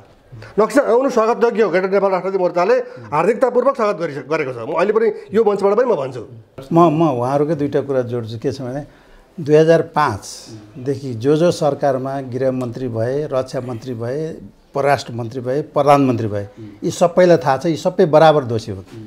बाटो 2005मा 80 करोड छुट्याएर त्यो बाटो लिपुलेकै जोड्ने मान्छेहरू जाने भनेर प्रोग्राम भएपछि अहिले ओली सरकारलाई मात्रै कसैले दोष दिँदैन। किन बाटो त 2005देखि 80 करोड छुट्याएर बाटो खन्दैछ। अब उहाँले भन्नु एउटा के भने हो तलतिर त्यो तल्लो भेगमा एकदम भिर छ, के अरे गर्सी छ त्यहाँ, उहाँले भने जस्तै ठिकै हो। तर माथितिर लेक भएको हुनाले बाटो माथि दुवैतिर बाटो खनिएको छ। बाटो गुगलबाटै देखिन्छ। त्यस हुनाले यो बाटोको दौडानमा बाटो किन थाहा भएन, सरकारले किन विरोध गरेर कसैले भन्छ भने 2005देखि जो प्रधानमन्त्री र परराष्ट्र मन्त्री, रक्षा मन्त्री, गृहमन्त्री भए सबै बराबर दोषी हुन्। कोही पनि दोषी है। अब म अर्को भन्छु। अब जुन यो प्रधानमन्त्री मलाई थाहा छैन भन्ने कुरामा यो म त्यसरी ओली मात्र, प्रधानमन्त्री ओली मात्र होइन, सबै दोषी छन्। अब एउटा जुन भूमिसर मन्त्रीले मैले चुचे नक्सा देखिनँ भन्नुभयो। किन नेपालले चुचे नक्सा, नेपालको नक्सा 2032 सालमा बल्ल मात्रै बनायो। वास्तवमा त्यो म पद्म अर्याल भूमिसर मन्त्रीलाई भन्दा पनि भूमिसर मन्त्रीका एडभाइजरहरू त टेक्निकल हामी जस्तै हुन्, इतिहासकार हो। नेपालको चुचे नक्सा भन्नुहुन्छ भने 1827सम्म चुचे नक्सा हो। हामीले नबनाए पनि ब्रिटिसले आफ्नो सिमाना छुट्याएपछि बाँकी रहेको सिमाना त हाम्रो उतैतिर जान्छ। त्यसमा चुचे नक्सा इतिहासमा नभएको भन्ने होइन। अनि 1909मा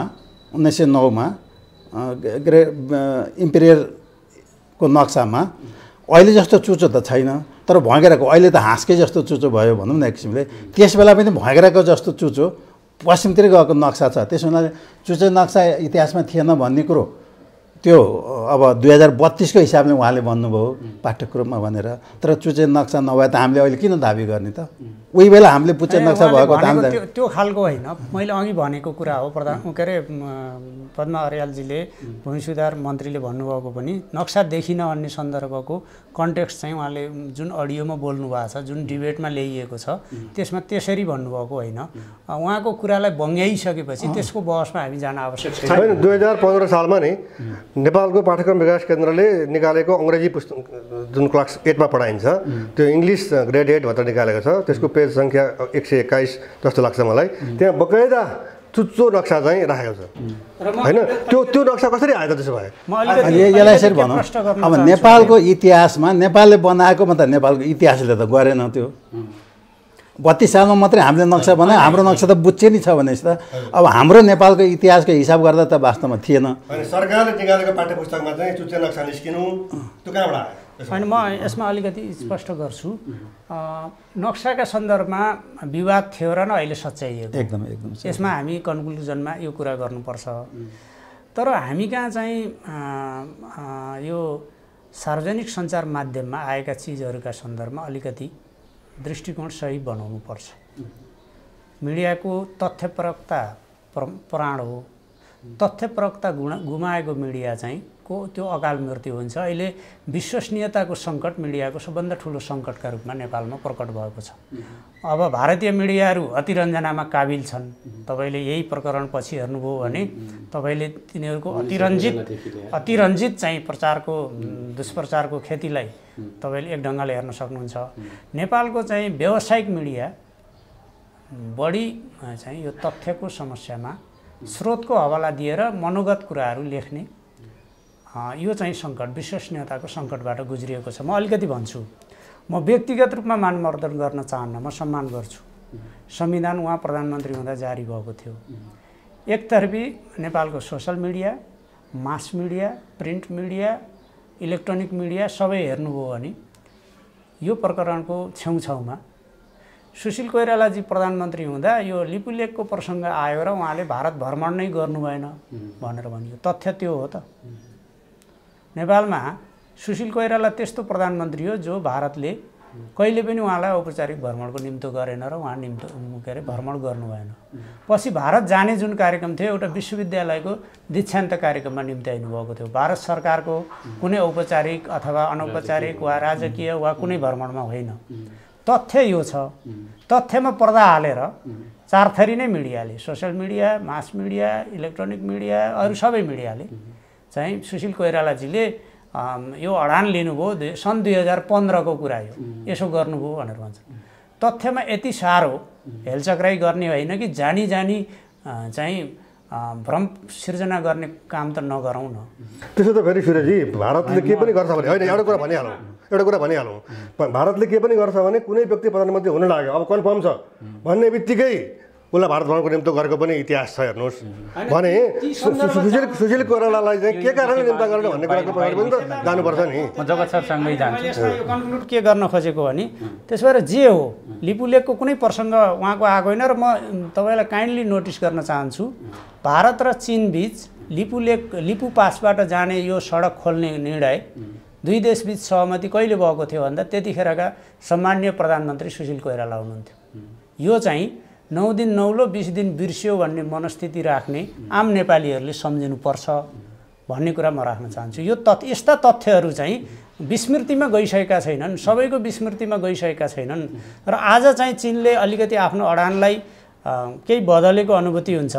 कालापानी लिपुलेख लिम्पियाधुराको विषयमा हाम्रो भारतसँग कुनै समस्या छैन, नेपालसँग त हाम्रो समस्यारहित सम्बन्ध हो भन्ने चाहिँ हामी त्यो उपमाका साथ कुरा गर्छौँ। र मैले भन्न खोजेको चीन र भारत बीच चाहिँ को विषय होइन, यो चाहिँ त्रिदेशीय पनि होइन, यो नेपाल र भारतको बीचको कुरा हो भन्ने कुरा हो। र हामीले अहिले यो चाहिँ लिपुलेख खास गरी कालापानी लिपुलेख लिम्पियाधुरा को त्यो चाहिँ भूमिसँग जोडिएको लिपु पासको त्यो सडक निर्माणसँग सम्बन्धित सम्झौता कसको पाला भएको थियो भन्ने कुरा हेक्का राखेर मात्रै को दोषी को निर्दोष को चाहिँ जिम्मेवार को गैर जिम्मेवार कसले ध्यान दिएको कसले ध्यान नदिएको यी कुराहरूको बारेमा सही ठाउँमा पुगिन्छ।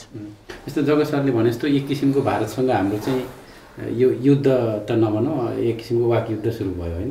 अब भारतीय मिडिया नेपाली मिडिया हामी नेपालीहरू भारतीयहरू एक किसिमको सुरु भयो। अब यो नयाँ सार्वजनिक भएको नक्सा तथ्य प्रमाणको आधारमा कतिको मजबुत छ त हाम्रो लागि? अब यो प्रमाणको आधारमा एउटा त सुगौली सन्धि अकाट्य सन्धि हो, त्यसबाहेक अर्को सन्धि भएको छैन।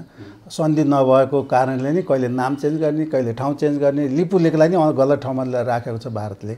त्यो प्रमाणै हो, त्यही नै प्रमाण हो। किन त्यो सन्धि त्यसपछि नदी के अरे नक्साहरू आधिकारिक ब्रिटिस सरकारले पब्लिस गरेका नक्साले पनि काली भनेर लेखाएको छ, दोस्रो प्रमाण भयो। तेस्रो प्रमाण भनेको तत्कालीन सन्धि भएपछि भारतका मुख्य सचिव जोन एडमले लेखेर गुन्जी कुटी नापी पूर्वतिरका हुन् नेपालमा पर्छन् भनेर लेखेको त्यो पत्र। त्यसपछि गएर अब भैरव रिसालज्यू हुनुहुन्छ, मैले जनगणना गराएको भन्नुहुन्छ, मालपोत तिरेकोहरू छन्। मालपोत र जनगणना अहिले इन्डियाको र नेपालको दुवैतिर छन्। इन्डियाले पनि आफ्नो देखाएको छ, नेपालतिर पनि देखाएको छ। र अर्को अकाट्य यदि विवादै भयो, ल विवाद भयो, सुगौली सन्धिपछि काली नदी विवाद भयो भने अकाट्य प्रमाण त रिभर साइन्स छ। रिभर साइन्स त तपाईँले अमेरिकन ल्याउनुहोस्, ब्रिटिस ल्याउनुहोस्, साउथ अफ्रिकाको ल्याएर हाइड्रोलोजिसलाई ल यो नदीको मुहान कहाँ देखाइदिन्छ, उसैले देखाइदिन्छ। हामी बस्ने पर्छ। तथ्य प्रमाणको आधारमा हामी कहीँ चुक्नेवाला छैन। हामीले अब इन्डियाले के पेस गरेछ, मैले नापीमा गर्दाखेरि उसले पेस गरेको उसको दाबी के गरेछ भने एउटा दाबी उसले 1879मा बनेको नक्सा बाहेक पहिलाका नक्सा त्यति एक्युरेसी छैन, त्यो नक्साहरू त्यति एक्युरेट छैनन्, त्यो नक्सा एक्युरेट छ भनेर एउटा दाबी गरेको छ उसले। त्यो नक्सा किन गरेको छ भने त्यही नक्सामा हो कि उसले लिम्पियाधुरबाट आएकोलाई कुटी आङ्ती लेखिदिया छ अनि लिपुलेखबाट आउनेलाई काली लेखिदिया छ उसले। अनि यो नक्सा आधिकारिक हो भन्छ उसले भनेर भने हामीले मान्नु पर्यो नि आधिकारिक। एउटा त्यसको त्यो प्रमाण गर्यो। अर्को के गर्यो भने चन्द्र शमशेरको पालामा नेपाल सरकारकै अनुरोधमा त्यो एरियामा सर्वे गर्न गङ्गाबहादुर कार्की र अर्को उहाँहरू दुईजना खत्री दुईटा ब्रिगेड जेनरल त्यहाँ सर्वे गर्न जानुभएको छ। आएका थिए नेपालबाट, संयुक्त सर्वे भयो। त्यो सर्वे भएपछि हामीले नक्सा ड्राफ्ट गरेर नेपाल सरकारलाई पठायौँ। उहाँ नेपाल सरकारबाट यस नो केही नआए पनि नामहरू मात्रै अलिक केरमेट गरेर यो सच्याउने गरेर आएको। त्यो केही नआएको हुनाले मौन सम्मति लक्षण भने जस्तै यो तिमीहरूले मानेको भनेर एउटा दाबी एउटा पेस गर्यो। त्यो पनि आधिकारिकै छैन। किन भन्दा प्रोटोकल सही हुन पर्यो, दुईटा देशको सही गर्न पर्यो। नापी एउटा गएकोले सही गरेर स्ट्रिपमा गर्दैमा त देशको सीमा जाँदैन। त्यो पनि उहाँहरूको विक प्रमाण भयो। अब अर्को प्रमाण उहाँहरूले एउटा अलिकति प्रमाण हाम्रो नेपाल सरकारको चुकेको भन्छु म हामी प्राविधिक पनि 1961मा चाइना नेपालको ट्रिटी हुँदा र प्रोटोकल 1963मा साइन हुँदाखेरि जुन नक्सा हाम्रो एट्याचमेन्ट भएको छ त्यो नक्सा केही त्रुटिपूर्ण छ। त्यसको पनि चाइना र नेपालसँगकोले भारतले प्रमाण गर्ने कुरो हुँदैन, त्यसको पनि विरोध पठाइसकेको छ भने परराष्ट्र मन्त्रालयबाट थाहा भएको छ कि यो हाम्रो रिजर्भेसन छ, हामी त्यो चेन्ज गर्नुपर्छ भनेपछि ल तिमीहरूको आउँछ भने हामीलाई आपत्ति छैन चाइनाले भनिसकेको अवस्था छ। त्यो नक्सा पनि केही गर्नु पर्दैन, त्यो चेन्ज गर्नुपर्ने भयो। अर्को प्रमाण भनेको एउटा मैहानी जस्तो क्या, हामी त 62देखि बस्या हो नि भन्छ। यस्ता तथ्यहरू छन्, ती आधारहीन तथ्यहरू हुन्।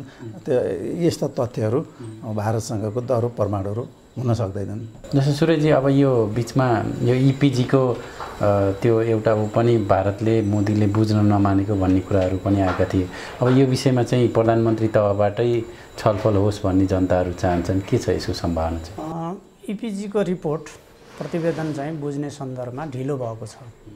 संयोगले त्यसको एकजना सदस्य डाक्टर राजन भट्टराई हाम्रो सल्लाहकार समूहकै सदस्य हुनुहुन्छ। अहिले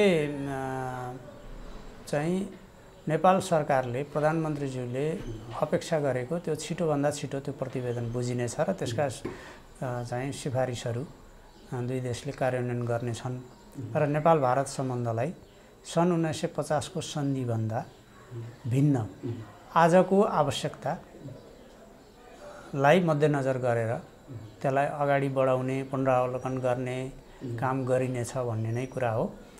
यसलाई म चाहिँ बुझ्न नमानेको अर्थमा म औपचारिक रूपमा त्यो चाहिँ किन भन्दिनँ भने कतिपय कुराहरू प्राथमिकतामा ढिलो चाँडो हुन सक्छन्। अहिले यो चाहिँ बुझ्ने कुरामा ढिलो भएको छ, बुझ्न नमानेको अर्थमा चाहिँ यसलाई लिन हुन्न। यो चाहिँ छिटो यो प्रतिवेदन ग्रहण गर्ने र दुई देशले त्यो प्रतिवेदनका सजेसनहरूलाई सिफारिसहरूलाई कार्यान्वयन गर्ने गरी दुई देशबीचको सम्बन्धलाई अपडेट गर्ने, सन्धिलाई अपडेट गर्ने, पुनरावलोकन गर्ने काम हुनेछ भन्ने नै विश्वास हो। जस्तो अहिले विषयमा चाहिँ भारतले यो चीनको उक्साहटमा चाहिँ नेपालले यो खालको गतिविधि गर्यो, यो चाहिँ भारतले गरेको भनेर भन्न हुन्न। यो समग्र प्रकरणमा भारतीय रक्षा मन्त्रीले चाहिँ यो उद्घाटन गर्नुभयो भन्ने सार्वजनिक भएपछि भारतीय प्रधान सेनापतिले स्थल सेनापतिले चाहिँ यसबारेमा चाहिँ चीन कसैले उक्साएर, चीन अथवा ऊ भन्नुभएको छैन, कसैले उक्साएर यस्तो गरिएको हुनसक्छ भन्ने आशंका व्यक्त गर्नुभएको छ। सेनापति यसबारेमा बोल्ने अधिकारी पनि होइन दुई देशबीचको सम्बन्धको बारेमा। उहाँ अब कुन हिसाबको, कुन स्वभावको, कुन शैलीको मान्छे हुनुहुन्छ त्यो चाहिँ उहाँहरूले जान्ने कुरा हो। त्यस हिसाबले अब उहाँ सेनापति अघि सारेर बोल्नुभयो अथवा आफै अघि सर्नुभयो त्यसबारेमा म टिप्पणी गर्न चाहन्न। हाम्रो नेपाली सेनाको तर्फबाट यसबारेमा केही टिप्पणी गरिएको छैन र आवश्यक परेका फोरमहरूमा, संयन्त्रहरूमा चाहिँ मिटिङहरूमा यी कुराहरू राखिनेछ भन्ने म्याच्युरिटी नै प्रस्तुत गरिएको छ। नेपालको कूटनीतिक सम्बन्ध, बाह्य सम्बन्ध, विदेश मामला सेनापतिले बोलेको आधारमा निर्धारण हुने होइन। यसका आफ्ना संयन्त्र, स्थापित परम्परा, अभ्यासहरू छन्। त्यसो भएको हुनाले अहिले यो समग्र प्रकरणपछि भारतीय सरकार, भारतीय अधिकारी, भारतको सरकारका चाहिँ जिम्मेवार पदाधिकारीहरू, प्रधानमन्त्री मोदी नै पनि केही बोलिसक्नु भएको छैन। मिडियाहरूका सन्दर्भमा भन्नुहुन्छ भने त मैले अघि नै भने भारतीय मिडिया सिङ्गो संसारमा अतिरञ्जनाका निम्ति नामी छ। अतिरञ्जना गर्दाखेरि त यस्तै कुराहरू गरिन्छन् जुन चिजहरूको चाहिँ तथ्यमा कुनै साइनो सम्बन्ध हुन्न। नेपालले आफ्नो भूमि सँग समेटेर चाहिँ नक्सा सार्वजनिक गर्दा कसैले उक्साउनु पनि पर्दैन, कसैले बहकाउनु पनि पर्दैन, कसैले दबाब दिनु पनि पर्दैन, कसैले चाहिँ कुनै सकारात्मक नकारात्मक के भन्ला भन्ने प्रतिक्रिया पनि कोर्नु पर्दैन। जस्तो कि स्वतन्त्र राष्ट्रका रूपमा भारतले आफ्नो गलतै एकतर्फी नक्सा सार्वजनिक गर्यो, त्यतिखेर नेपाललाई सोधेर अथवा कुनै बाह्य विश्वका कुनै देशको उक्साहटमा त त्यो गरेका थिएन होला। अब ढङ्ग पुगे पनि नपुगे पनि भारत सरकारको जवाफदेहितामा त्यो सार्वजनिक भएको थियो। नेपालले आफ्नो नक्सा चाहिँ आफ्नो तथ्य, यो 8 महिना किन लाग्यो भन्दा तथ्य अध्ययन गर्न। नेपालको नक्सामा चाहिँ स्यालको सिङ हराए जस्तो गरी त्यो कालापानी, लिपुलेक र लिम्पियाधुरा हराउँदै आएको थियो। त्यसमा चाहिँ माग दाबी गर्ने, हक दाबी गर्ने कुराहरू छोड्दै गएका, बोल्न नसक्ने, खुट्टा कमाउने अवस्थाहरू थिए। ती सबै चिजलाई तथ्यले, प्रमाणले, ब्रिटिस लाइब्रेरीका, अमेरिकन लाइब्रेरीका, नेपालका चाहिँ नापी अन्तर्गतका, नेपालका पुराना पाठ्यक्रममा रहेका अथवा नयाँ शिक्षा पछिका पाठ्यक्रममा रहेका नरहेका सबै नक्साहरूको अध्ययन गरेर यहाँको चाहिँ सीमा क्षेत्रका जानकारहरूका राय लिएर यसलाई चाहिँ अझ प्रक्रियागत हिसाबले क्याबिनेटले निर्णय गर्ने तहसम्म पुर्याउन परराष्ट्र मन्त्रालयले आफ्ना पत्राचारहरूसँग त्यसलाई चाहिँ हेरेर रुजु गरेर त्यसमा चाहिँ परराष्ट्र मन्त्रालयले सहमति जनाएर भूमि व्यवस्था मन्त्रालयले गृह कार्य गरेर औपचारिक रूपमा प्रस्ताव मन्त्री परिषदमा गएर मन्त्री परिषद कन्भिन्स भएर यो चाहिँ कुरा भएको छ। त्यसो भएको हुनाले यसलाई भारतीय मिडियाले के लेख्छ यस आधारमा यो निर्णय हुने होइन। हाम्रो यो अघि भुषालजीले पनि भन्नुभयो अकाट्य प्रमाणका रूपमा सुगौली सन्धिले कायम गरेको खामेको सीमा जुन छ त्यस आधारमा यो कुरा हो। अब कहिले संशोधन भए, कहिले हटाइए, कहिले बोल्न छोडिए, कहिले मुखमा टेप टाँसेर बसियो, ती इतिहासका विषय हो। कमजोरी जसले गरे पनि ती कमजोरीको सम्यक समीक्षा र विश्लेषण भविष्यमा होला। तर यो चाहिँ हामीले आफ्नो भूभाग 1 इन्च पनि नछोड्ने, अरूको भूभाग 1 इन्च पनि नलिने। हाम्रो स्पष्ट नीति, सरकारको स्पष्ट मान्यता अडान जुन छ त्यस अन्तर्गतकै कुरा हो र यो अब एउटा प्रक्रियामा संविधान संशोधन मार्फत प्रतीक चिन्ह चाहिँ नेपालको निशान छाप सच्याउने कुरामा त्यो प्रक्रिया अगाडि बढ्ने कुरा प्रधानमन्त्रीज्यूले भन्नुभएको छ। नक्सा आज सार्वजनिक भइसकेको छ, छापियो र अब चाहिँ सबै कुराहरू सबै सन्दर्भमा प्रत्येक चिन्ह त्यो निशान छापसम्ममा त्यो नक्सा प्रयोग हुने भइसकेपछि नेपालको सरकारी प्रचलन, नेपालका सबै प्रचलन, पाठ्यक्रमदेखि सबैमा यो नक्सा प्रयोग हुनेछ र यसको चाहिँ माग के अरे यो कसले मान्छ मान्दैन भन्ने होइन। हामीले कूटनीतिक रूपमा यो द्विपक्षीय छलफलबाट, द्विपक्षीय सहमतिबाट, द्विपक्षीय तथ्य प्रस्तुत गरेर जानकार विज्ञ विशेषज्ञहरूले धारणाहरू राखेर द्विपक्षीय संयन्त्रहरू मार्फत यो मोदीजी आउँदाखेरि पहिलो भ्रमणमै पनि सहमति भएको कुरा हो। सीमा विवादका विषय त दुईटा विषयमा बाँकी हो नि, कालापानी क्षेत्र र सुस्ता क्षेत्र बाँकी हो।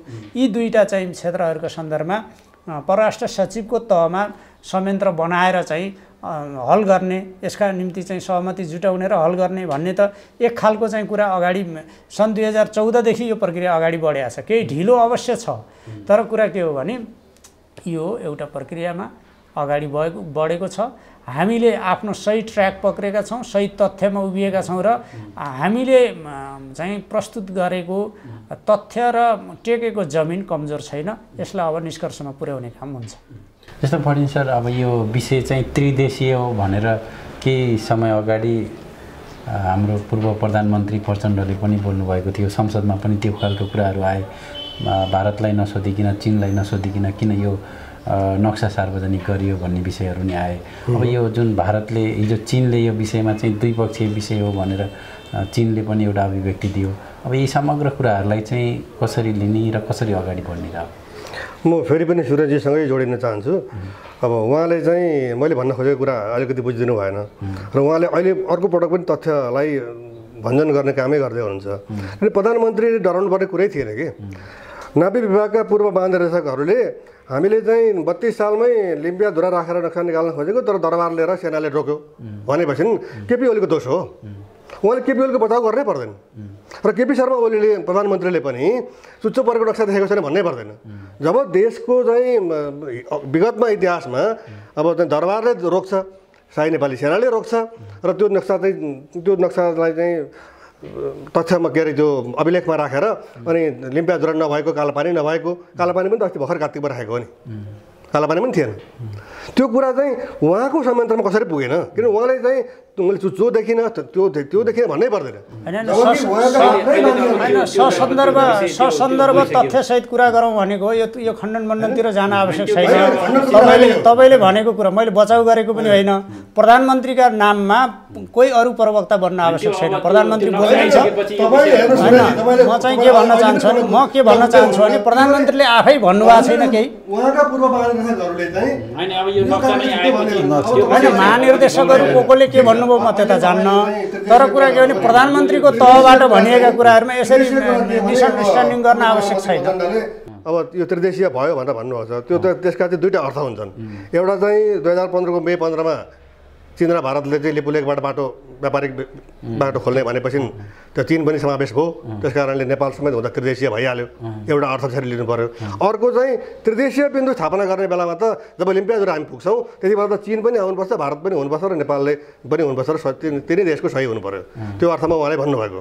तर अहिले चाहिँ के भने जब नेपाल सरकारले अहिलेको समयमा चाहिँ त्रिदेशीय बिन्दु स्थापना गर्नका निमित्त जति छिटो पहल गर्छ नि त्यति नै यसको समाधान छिटो हुन्छ कि। जब हामी त्रिदेशीय बिन्दुमा हाम्रा चाहिँ अहिले पनि कुरा उठ्यो, सूर्यजीले पनि भन्नुभयो, जगतजीले पनि भन्नुभयो कि सुगोल सन्धि अगाट्य प्रमाण हो, ब्रिटिसहरूले चाहिँ पत्राचार गरेका कुरा अगाट्य प्रमाण हुन्, त्यति बेलाका नक्सा अभिलेखहरू अगाट्य प्रमाण हुन् भनेपछि ती प्रमाणका आधारमा हामी त लिम्पियाधुरै पुग्छौँ भने अहिले सरकारले चाहिँ त्रिदेशीय बिन्दु स्थापनाका निमित्त पहल किन नगर्ने? मेरो चाहिँ त्यो प्रस्ताव हो सरकारलाई। म अलिकति अब यो कसले के गर्यो भन्दा नक्सा आज आइसकेपछि अब गौड गरेर हामी सबै 3 करोड नेपालीले अब हाम्रो जे नक्सा निस्क्यो त्यसैमा नै डिपेन्ड गर्नुपर्छ। हिजो कसले के गर्यो त्यो नगरौँ।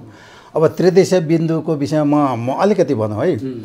यदि हामीले लिपुलेकलाई त्रिदेशीय बिन्दु मानिदियो भने चाइना इन्भल्भ हुने हो, नत्र अहिलेको विवाद भनेको नेपाल र भारतको मात्रै हो, चाइनाको होइन। उहाँले भन्नुभयो नि अब लिम्पियाधुरा जाने कुरामा चाइना इन्भल्भ हुन्छ। अब अहिले हामीले दाबी गरेको नक्साको उत्तरपट्टि लिम्पियाधुरासम्म चाइना पर्छ। लिम्पियाधुरा भनेको एउटा पाहाडमा छ, त्यो झन्डै नै 6000मा छ। मैले गुगल हेर्दा त्रिदेशीय बिन्दु भनेको पाहाडको चुचुरोमा म तपाईँलाई बुझाउँछु के भने त्यहाँ खसेको पानी, एक अङ्खरा पानी हामीले पाहाडमा खसाल्यो भने त्यो पानी तिनै देशमा जानुपर्छ, त्यो तिनतिरै जानुपर्छ। त्यो चाइनामा पनि जानुपर्छ, नेपालमा पनि आउनुपर्छ, इन्डियामा पनि जानुपर्छ। त्यो हो त्रिदेशीय पोइन्ट। त्यो पोइन्ट पत्ता लगाउनको लागि अब उहाँले पण्डितजीले भने जस्तै चाइना इन्भल्भ त्रिदेशीय भयो। अब लिपुलेको केसमा त्रिदेशीय होइन, त्यहाँ त इन्डिया होइन, इन्डिया त गुन्जीसम्म हामीले भनेछौँ। अब त छुट्याइदिइसक्यौँ नक्साबाट होइन, गुन्जीसम्म तिमी हो है, त्योभन्दा माथि हाम्रो 27 किलोमिटर बाटो हाम्रोमा पर्छ हामीले भनेर आधिकारिक सरकारको नक्सा आइसकेपछि अब हामीले हिजो को के होइन, अब यो नक्सा आइसकेपछि हिजोका सबै गल्तीहरू सरकारलाई अब हामीले भुलेर धन्यवाद दिनुपर्छ। पद्म अर्याललाई धन्यवाद दिनुपर्छ, उहाँले अडान लिएर नक्सा निकाल्नुभयो। उहाँले भनिसक्नुभयो त सम्झौता प्रस्ताव लाँदा पनि दर्ता गरेर नदिने, अहिले त सरकारै अगाडि आएर नक्सा निकाल्यो। मेरो हिसाबले त्यो अहिले हामीले 50% हाम्रो प्रमाण पुरा भइसक्यो। आधिकारिक नक्सा हामीसित भयो, मैले अध्ययन गरेको 22-24 वर्ष भइसक्यो। यो नक्सा मेरो हिसाबले 50% जित नेपालीको भइसकेको छ। अब कुनै पनि माइकल लालले अबको सरकारले यो बुझेर, तपाईँले 50 भन्नुभयो, म त 100 भन्छु। खालि के भने भारतले चाहिँ कालापानीमा मेरो सेना छ, मैले सडक पनि बनाएँ, त्यसैपछि नेपाल चुप लाग्यो भन्ने एउटा चाहिँ कुरा ल्याउने, अडमाङ्गे कुरा गर्नेदेखि बाहेक अरू कुनै पनि डकुमेन्ट भारतसँग छैन कि जसले चाहिँ अहिले हामीले दाबी गरेको भूभाग उसको भनेर प्रमाणित गरोस्। मैले भन्नु खोजेको भने अब आउने पछिका 5-7 वर्षको कुनै पनि सरकारले अब नक्सा यो चुच्चो नक्सा काटेर बुझेर निकाल्ने हिक्मत गर्छ त? सम्भवै छैन। अबको हाम्रो नातिले दिन्छ भनेपछि यो त सरकारले ठुलो उपलब्धि गरेको ऐतिहासिक कामै हो। जस्तो अब यो नक्सामा त आयो, अब मान्छेहरूले हिजो संसदमा पनि कुरा उठ्यो, यो नक्सामा आयो जमिन चाहिँ कहिले आउँछ भन्ने हो। यो जमिन कहिले आउँछ भन्दाखेरि अब योमा के भन्छ भने धेरै कुरा आउँछन्। यहाँ म अलिकति थपौँ है त। कतिले के भन्छन् भने हामी अन्तर्राष्ट्रिय जाउँ भन्छन्। अब हाम्रो रियालिटी अब एउटा हेर्न पनि म भन्छु, भारतको चासो पनि नेपालले हेर्नुपर्छ कि भारतले त्यो जमिन किन लियो। त्यसका 3टा कारण छन्। ब्रिटिसले लियो त्यसबेला धर्मको धार्मिक पद र उलको व्यापार, तिब्बतको व्यापार, त्यसमा त्यही थियो। 1962मा गएर त्यो सामरिक भयो, नितान्त आर्मी गएर बस्यो, त आर्मीको नेता भयो।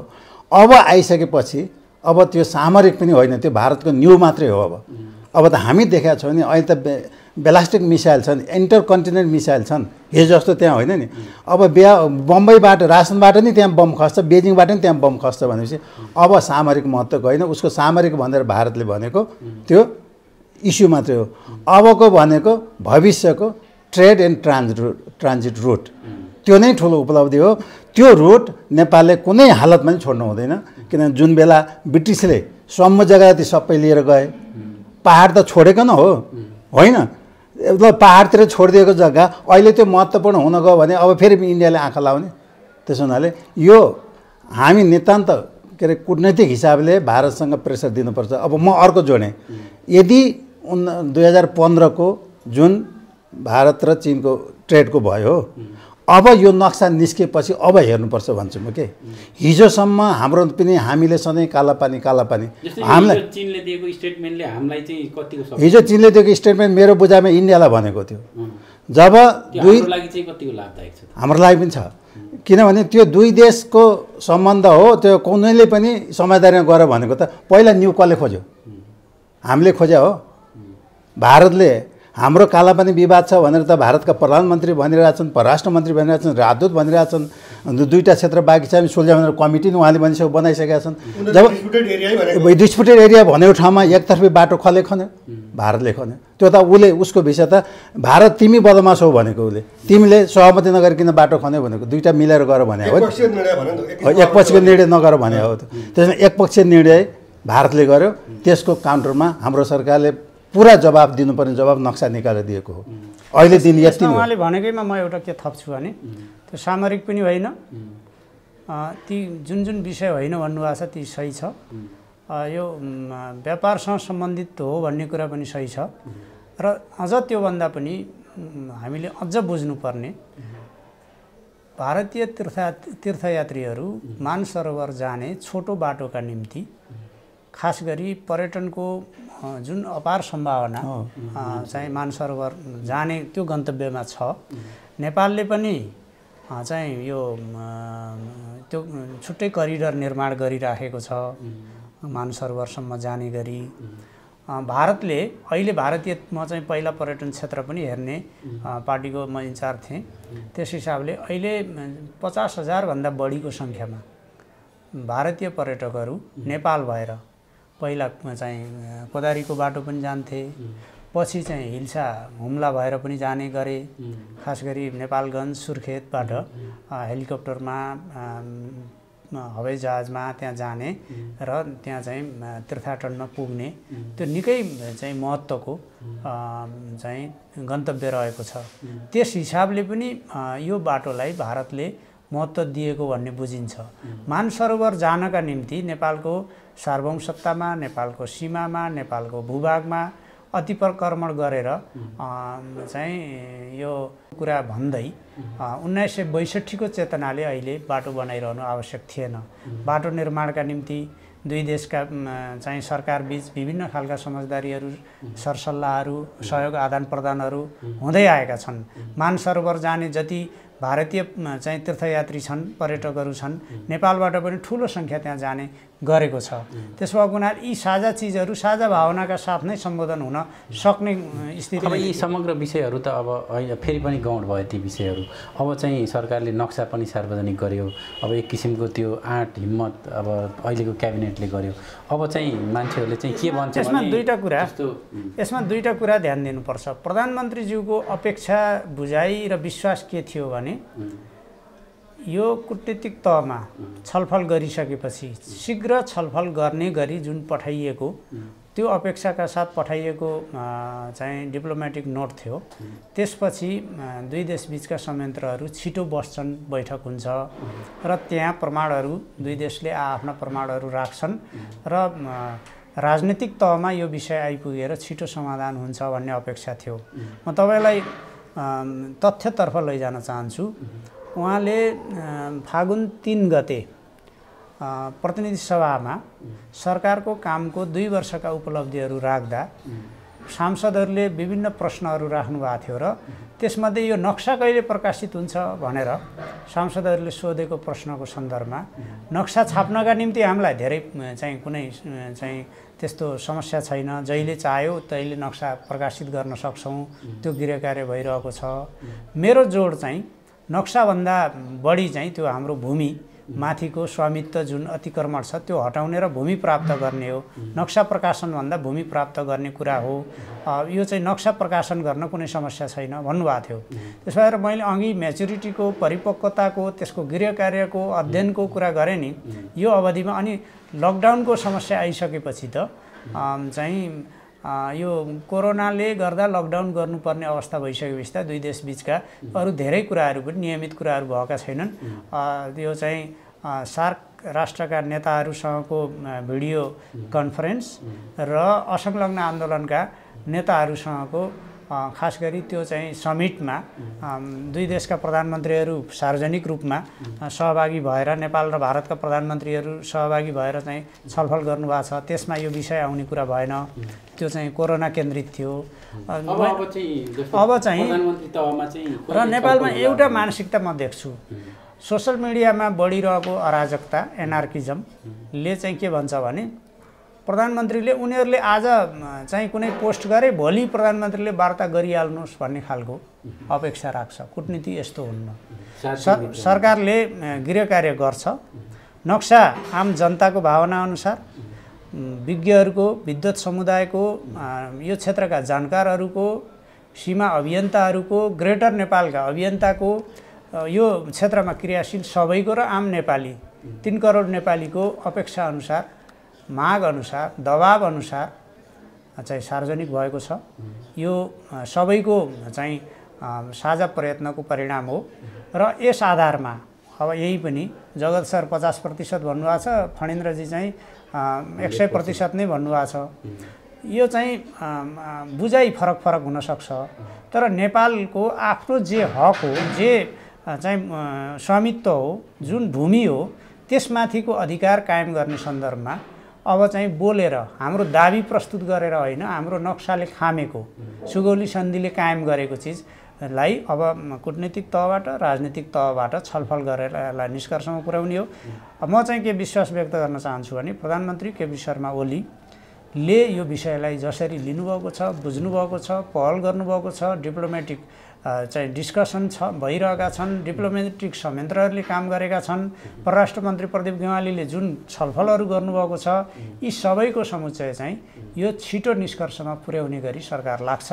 यसमा सरकारलाई सबैले साथ सहयोग गर्नु उपयुक्त हुन्छ। म त्यसका निम्ति सबैलाई आग्रह गर्न चाहन्छु। जस्तो साथ सहयोगको कुरा गर्दा त अब फर्निचरबाटै गरौँ, यसमा चाहिँ साथ त अब राजनीतिक दलदेखि लिएर आम नेपाली जनताको सबैको तर्फबाट साथ सहयोग छ। अब चाहिँ भूमि नै फिर्ता ल्याउने कुराहरू पनि प्रधानमन्त्रीले हुन्छ भन्नु छ। अब यो चाहिँ सम्पूर्ण रूपमा प्रधानमन्त्री तहबाटै वार्ता भएर यो फिर्ता हुने सम्भावनादेखि लिएर तपाईँले 100% नै भन्नुभयो। अब होइन, नक्सा निस्किएको छ र त्यो चाहिँ हाम्रो डकुमेन्टको आधारमा चाहिँ भारतसँग कुनै प्रमाण छैन, हामीसँग 100% छ भन्ने मैले भनेको हुँ। र प्रधानमन्त्री तहबाट चाहिँ अब यति ठुलो एउटा क्रान्तिकारी निर्णय गरेर चाहिँ भारतलाई काउन्टर दिएर नै नक्सा सार्वजनिक भइसकेको छ। र ग्रेटर नेपाल राष्ट्रवादी मोर्चाको अध्यक्ष र ग्रेटर नेपालको क्याम्पेनरको हैसियतले म चाहिँ के भन्छु भने हाम्रो आन्दोलनको एक चरण पुरा भयो। तर के भने म भन्दैछु, म चाहिँ के भन्दैछु भने तर हामीले त ग्रेटर नेपाल अभियान सुरु गर्दाखेरि दुईवटा कुरा सँगसँगै लिएर गएको। एउटा चाहिँ बेचिरा मागालको नेपाल सुरक्षित रहनुपर्छ, भारतले मिचेको सबै जमिन फिर्ता हुनुपर्छ, बेचिरा मागालको नेपालको पनि। तर त्यस अतिरिक्त भारतले कब्जा गरेको उपनिवेशमा राखेको 60,000 वर्ग किलोमिटर जमिन पनि फिर्ता आउनुपर्छ भनेको। र यो चाहिँ अब प्रधानमन्त्री सल्लाहकार यहीँ हुनुहुन्छ, यो उपयुक्त फोरम पनि हो। म के भन्छु भने यो फडिन्द्र नेपाल बोलेको होइन, 1950 को नेपाल भारत सन्धिको धारा 8 ले सुगौल सन्धि रद्द गरेको छ भनेको छ। त्यसमा नेपाल र भारतका आधिकारिक व्यक्तिहरूको सही छ। अनि त्यही सालमा 1950 को अक्टोबर 30 मा नेपाल र बेलायतले पनि सन्धि गरेका छन्। त्यसको पनि धारा 8 ले अब पाकिस्तान र इन्डिया दुईटा मुलुक बनेको सन्दर्भमा अब सुगौल सन्धिको अस्तित्व केही पनि छैन भनेर सही गरेको छ। सुगौल सन्धि लगायतका सबै सन्धि रद्द हुन्छन् भनेको छ त्यहाँ पनि। भनेपछि सन्धि रद्द भइसक्यो भने रद्द भएको सन्धिलाई बोकेर कहिलेसम्म हिँडिरहने? अहिले त के भने यो नक्सा निस्कियो, सुगौल सन्धिले निर्धारित गरेको पनि इन्डियाले इन्क्रोच गरेको सन्दर्भमा हामीले अहिले आफ्नो जमिन चाहिँ नक्सामा राखेर एउटा चाहिँ एक किसिमको भन्ने हो भने एउटा सुपर पावर आफूले ठान्ने मुलुकका अगाडि हामीले एउटा विजय घोष नै गऱ्यौँ हामीले। त्यसलाई म त्यो रूपमा पनि लिन्छु। तर के भने मरिसकेको सन्धि त्यसलाई काँधमा बोकेर कहिलेसम्म हिँडिरहने? त्यस कारण ग्रेटर नेपाल राष्ट्रिय मोर्चा चाहिँ अब यो कुरा त भयो, तर अब यसका निमित्त दोस्रो चरणको आन्दोलनमा प्रवेश गर्छ। म उहाँकै कुरा उहाँकै कुरा एउटा के भने एउटा कुरामा म अलिकति उहाँले धेरै गर्नुभएको छ। ग्रेटर नेपालको अभियानले हामीलाई यो मेची महाकाल लिनलाई मद्दत गरेको छ, त्यो उहाँको लागि धन्यवाद। तर म ग्रेटर नेपालको एउटा इस्युमा के छ भने उहाँले जुन भन्नुहुन्छ, म अब त्यो 1950 को सन्धिले पहिलाको सुगौल सन्धि खारेज गर्यो भन्नेमा म सहमति किन छैन भने मैले उहाँ आउनु चाहिँ टिपेरै ल्याएको छु। यहाँ के भन्छ भने 1950 को सन्धिले Two governments agree mutually to acknowledge and respect the complete sovereignty, territorial integrity and independence of each other. त्यो 1950 को ट्रिटीको पहिलो धाराले भन्छ टेरिटोरियल इन्टिग्रिटी सोभरेनिटी त कसले हामीलाई कायम गर्यो? टेरिटोरियल इन्टिग्रिटी कुन सन्धिले कायम गराएको छ भन्दा सुगौली सन्धिले। त्यसमा सुगौली सन्धि खारेज भयो भनेर अब कानुनले भन्ला, तर म त्यो पक्षमा छैन। सुगौली सन्धि यो 1950 सन्धिले रिप्लेस टेरिटोरीको हिसाबमा रिप्लेस गरेको होइन। टेरिटोरियल इन्टिग्रिटी भनेपछि त्यहाँ सोभरेनिटी एरिया आउँछ। टेरिटोरी के हो? अनि धारा 8 ले चाहिँ सुगौल सन्धि रद्द हुन्छ भने हैन, त्यो नेपालको टेरिटोरी कति हो? धारा 8 ले के भनेको छ भने सम्बन्धित त्यो मैत्री सन्धि सम्बन्धी बेलायत भएका भन्ने अब बुझाइ फरक छ। मैले त्यति मात्रै यहाँ गरेँ। होइन, तपाईले भने जस्तै धारा 1 मा टेरिटोरियल इन्टिग्रिटीको कुरा थिएन भने चाहिँ तपाईले भने कुरा हुन्थ्यो। तर धारा 1 ले टोटल टेरिटोरियल इन्टिग्रिटी र सोभरेनिटीलाई चाहिँ दुवै मुलुकको स्वीकार गर्ने भनेर धारा 8 ले चाहिँ अल प्रिभियस ट्रिटिज क्यान्सल भनेपछि होइन, अब यसलाई मैले मेरो मात्रै रिजर्भेसन राखेँ मैले। अब यसलाई अब डिबेट हजुर त अब स्विस्मिथ पुगिसक्नु भयो, चाइना पुग्नु भएको छ, त्यसमा मेरो के भन्छ म चित्त नबुझेको कुरा भने म एउटा कुरो मैले थप्न के लाग्यो भने अब के होला त? सन्धि त निस्क्यो, त्यो नक्सा त निस्क्यो। अब मेरो विश्लेषण के हो भने मेरो विश्लेषण चाइना अब अटोमेटिकली तानिन्छ। चाइना कसरी तानिन्छ भन्दाखेरि 2015 मा भएको ट्रेड एन्ड ट्रान्जिट जुन रुट गर्ने लिपुलेक भन्ने छ, अब आजको दिनदेखि चाइना सरकारले नेपालको सोभरेनिटीमाथि दावा इन्डियालाई सपोर्ट गर्न मिल्दैन। किन अब त हाम्रो नक्साले प्रश्न देखायो हिजोको नक्साले हामीले लिपु पास छोडेका थियौँ, हाम्रो नापीले जेसुकै भने लिपु पास हामीले छोडेकै थियौँ। हाम्रो दाबी 10 किलोमिटर कालो तल 2 किलोमिटर मात्रै उसले वास्तवमा नै कालापानी 2 किलोमिटर मात्रै बनाएको छ। अबको आजको दिनपछि चाइना अटोमेटिकल्ली स्वतन्त्र रूपमा, किनभने त्यो ट्रिटी कार्यान्वयन हो भने चाइना तानियो।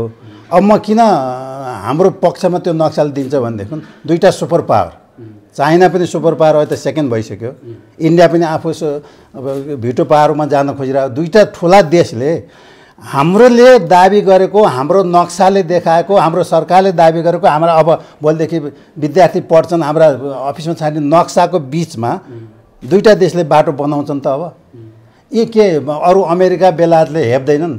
दुईवटा ठुला देशले सानो देशको एउटा 300-400 हेक्टर जमिनमा तिमीले मेचेर बाटो बनाउने भन्ने हुन्छ भनेपछि अब नैतिक दबाब चाइनालाई पनि छ र भारतलाई पनि छ मेरो बुझाइमा। जस्तो अब यो बिचमा फेरि केही अन्तर्राष्ट्रिय अदालतसम्म अन्तिम विकल्पको रूपमा त्यहाँ जाने भन्ने कुराहरू पनि आएका छन्। जस्तो हाम्रो अहिलेसम्मको विश्व इतिहास हेर्दा त्यो खालको सम्भावना र त्यहाँ गएर हामीले चाहिँ जित्ने सम्भावना अथवा अन्तिम विकल्पको रूपमा त्यो चाहिँ कतिको लाभदायक हुन्छ?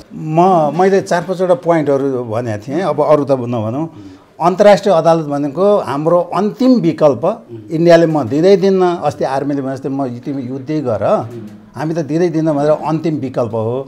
अन्तर्राष्ट्रिय अदालतमा जाने यो इस्यु होइन। हामी अन्तर्राष्ट्रिय अदालतमा गएर परमानेन्ट एथेस्ट छन् होइन, परमानेन्ट एथेस्ट भएको कारणले हामी जितिएला त्यो आफ्नो ठाउँमा छ, तर कति वर्षपछि जितिएला त्यो आफ्नो ठाउँमा छ।